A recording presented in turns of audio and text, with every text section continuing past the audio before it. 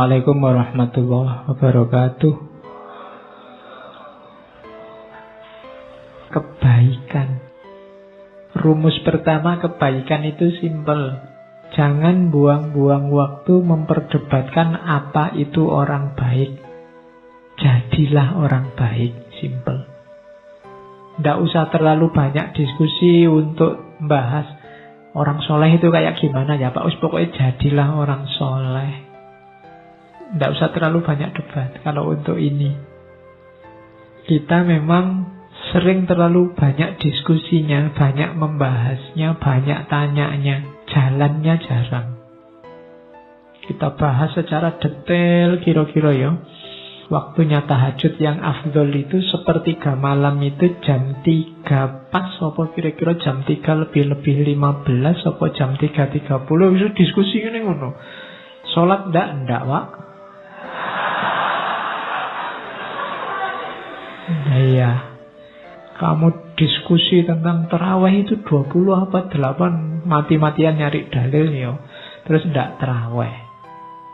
Itu namanya kamu sibuk memperdebatkan apa itu orang baik, tapi kamu ndak jadi orang baik. Jadi sudah diselesaikan saja debatnya, diskusinya, bahasnya. Ayo jalan dengan kebaikan masing-masing yang kita yakini. Makanya Al-Quran itu secara tegas semacam motong debat ya. Memang Allah menciptakan manusia itu beda-beda, syir'atan wa minhajan.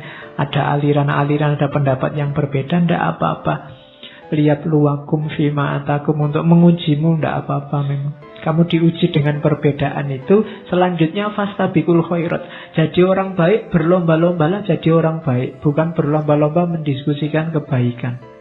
Kalau kita berlomba-lomba jadi orang baik, hidup kita sendiri dan bersama orang lain insya Allah juga baik. Hari ini kan kita tidak berlomba-lomba dalam kebaikan, tapi berlomba-lomba sering-sering nyari salahnya orang lain. Terus akhirnya debat, mana yang lebih benar, mana yang lebih salah. Akhirnya tidak ada yang menjalankan, isinya debat. Maka rumusnya Marcus Aurelius, jangan buang-buang waktu untuk memperdebatkan apa itu orang baik. Jadilah orang baik saja. Jadi rumus pertama itu. Rumus yang kedua, kita harus melakukan kebaikan kepada orang lain sesederhana kuda lari. Lebah menghasilkan madu atau kebun anggur membuahkan anggur, masa demi masa, tanpa memikirkan lagi anggur yang telah dihasilkan. Jadi melakukan kebaikan itu jangan perhitungan. Sudah berapa ribu ya bulan ini aku sedekah, itu perhitungan. Biasanya orang yang masih perhitungan itu masih nunggu balasan. Aku sudah sedekah sekian juta, baliknya 7.000 kali lipat. Kalau sekian juta kali 7.000, wah aku nanti dapat sekian. Itu masih perhitungan namanya. Lakukan kebaikan kepada orang lain alamiah saja. Karena memang tugasmu untuk melakukan kebaikan itu. Kayak kuda lari, kayak lebah bikin madu. Lebah itu kan bikin madu, terus madunya mbok ambilin, mbok minumi, kan dia tidak protes. Jadi coba bisa demo mereka, itu kamu susah nggak dapat madu. Saya membayangkan kayak ayam itu demonstrasi, nggak mau bertelur saja. Untuk berapa kerugian manusia, pengusaha-pengusaha telur dadar, pengusaha-pengusaha martabak itu bisa tutup semua.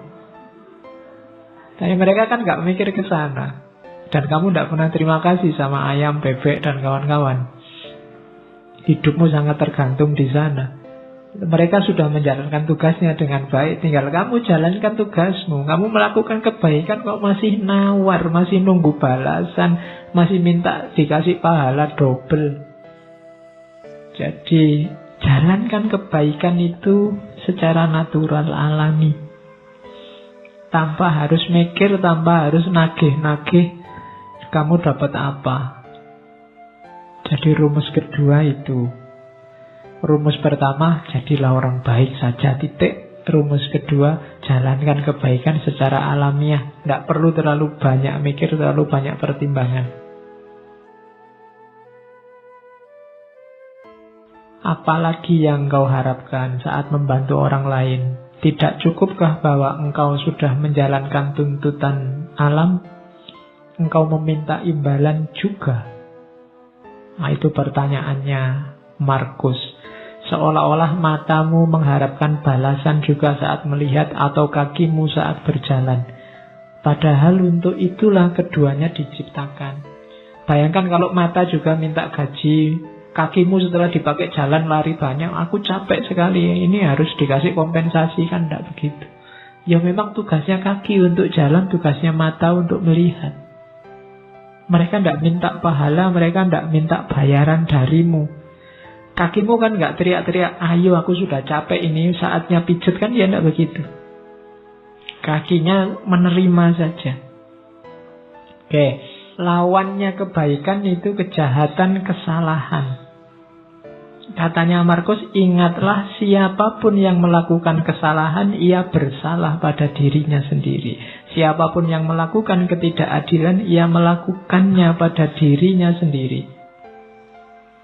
Yang dilakukan apa? Membuat dirinya jahat, mengacaukan ritme alamiahnya sendiri. Kesalahan apapun yang kamu lakukan itu sebenarnya kamu sedang bersalah pada dirimu sendiri. Man amila solihan fali nafsih wa man asa'a fa'alaiha. Barang siapa beramal baik itu untuk dirinya sendiri, dan barang siapa beramal jelek juga untuk dirinya sendiri. Kalimat ini cocok sama dalil itu. Jadi kebaikan itu lawannya salah, dan ketika kalian melakukan kesalahan, yang kamu hancurkan adalah dirimu sendiri, bukan orang lain. Meskipun salahnya pada orang lain. Ini rumus selanjutnya, kebalikannya rumus tadi. Sama-sama simpelnya. Kalau tidak benar ya jangan dilakukan. Kalau tidak baik, tidak benar untuk dikatakan ya jangan dikatakan. Rumus selanjutnya, jangan bertindak seolah engkau akan hidup 10.000 tahun lagi. Kematian akan menggantungmu. Saat engkau masih hidup dan masih memiliki kekuatan, lakukan kebaikan. Karakter yang sempurna itu hidup setiap hari seakan ini hari terakhir, tanpa membuat kacau, tanpa tidak peduli, tanpa pura-pura. Jadi, lakukan kebaikan sekarang. Tidak usah nunggu nanti, tidak usah membayangkan besok lah Pak, kalau tua Pak, saya tobat, saya mau nyufi, saya mau nyepi, zuhud, uzlah. Lah kok nunggu besok? Durasi kita terbatas loh, sementara loh. Kalau kamu berbuat baiknya nunggu, nanti kalau tidak sempat berbuat baik gimana? Ya lakukan sekarang sesuai powermu, sesuai kekuatanmu. Saya sedekahnya besok aja loh Pak, kalau kaya loh. Iya kalau kamu kaya. Kalau enggak kan sumpek lagi kamu. Ya sudah, sejangkaumu, kekuatanmu berapa sekarang, sedekahlah. Nunggu apa lagi? Kamu membayangkan hidup 10.000 tahun lagi? Ya enggak mungkin, katanya Markus. Sepanjang-panjang usiamu paling berapa?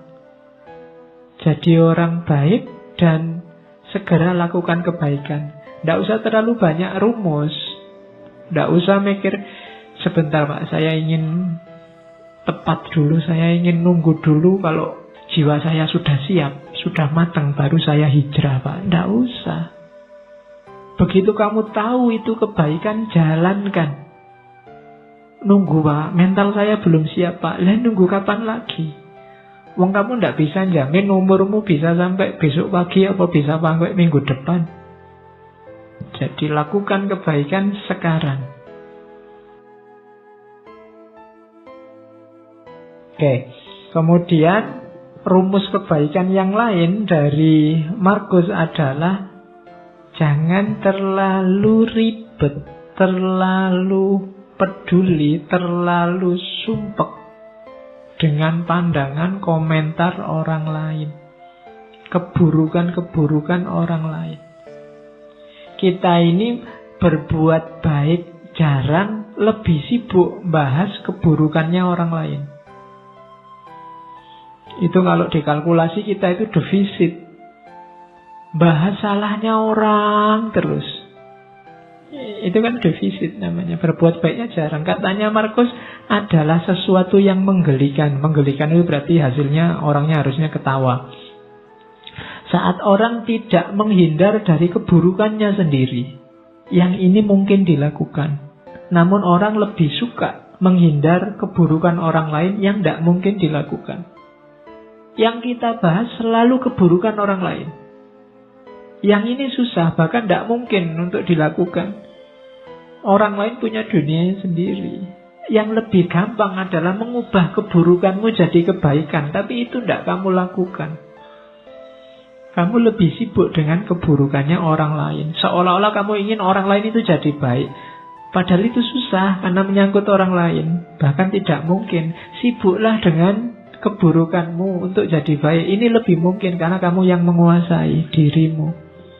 Jadi jangan capek habiskan energimu untuk keburukannya orang lain. Orang lain itu tugasmu paling mentok kan mengingatkan. Dia berubah atau tidak di luar kuasamu. Yang lebih kamu kuasai dirimu sendiri. Mau berubah atau tidak kan tergantung dirimu. Harusnya kamu lebih sibuk di sini. Tapi kamu tidak sadar, tidak mau melihat keburukanmu. Yang kamu lihat selalu keburukannya orang lain. Oke, ini nasihatnya Markus. Terus katanya Markus, saat bertindak jangan menunda-nunda, saat berkata jangan membingungkan orang lain, saat berpikir jangan sesat, jiwamu jangan pasif atau agresif, hidupmu jangan hanya mencari keuntungan. Nah, ini rumusnya. Lakukan kebaikan segera, jangan ditunda-tunda. Kalau ada perlunya ngomonglah yang bisa dipahami orang dan bermanfaat. Jangan ngomong yang cuma membingungkan orang, apalagi menyakiti. Berpikirlah yang jernih. Kemudian mentalmu harus mental aktif, tapi tidak agresif, apalagi pasif. Aktif itu selalu mengejar, mencari yang lebih baik, lebih benar. Kalau agresif itu menyerang orang lain, nyari-nyari kesalahannya orang lain. Kalau pasif itu tidak ngapa-ngapain, nunggu takdir. Jangan pasif, jangan agresif. Terus, hidup jangan hanya menggunakan kalkulasi untung rugi. Kamu akan kecewa. Kamu akan kehilangan banyak malahan. Setiap kali mau melakukan kebaikan, kalau kamu hanya nyari kalkulasi untung ruginya, akan ada sangat banyak hal yang terlewat dalam hidupmu nantinya. Maka Markus ngasih rumus 5 itu. Bertindak jangan ditunda, berkata jangan membingungkan, berpikir jangan sesat, jiwamu jangan pasif atau agresif, hidupmu jangan hanya mencari keuntungan. Kalau apapun yang kamu lakukan mencari keuntungan, yang ketemu justru adalah kerugian. Terus, ini nasihatnya Markus. Kindness is unconquerable. Kebaikan itu tidak terkalahkan. Without flattery or hypocrisy. Selama tidak dibarengi flattery, kesombongan atau kemunafikan. Kemunafikan berarti baiknya pura-pura. Flattery berarti baiknya berpamrih dipuji untuk kamu bahan menyombongkan diri. Jadi kebaikan itu akan rusak kalau kemasukan flattery dan hipokrisi. Flattery berarti ada pamrihnya, dan hipokrisi berarti kamu sebenarnya tidak melakukan kebaikan, cuma pura-pura. Kalau baikmu tulus, tidak pura-pura, maka kebaikanmu tidak akan ada yang mengalahkan. Unconquerable.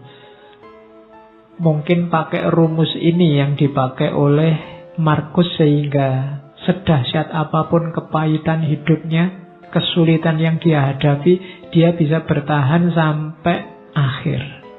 Dan jadi salah satu kaisar paling menonjol dari Romawi. Oke, saya kira itu. Saya akhiri sekian. Kurang lebihnya mohon maaf. Wallahul muwafiq. Wallahu a'lam bishawab. Wassalamualaikum warahmatullahi wabarakatuh.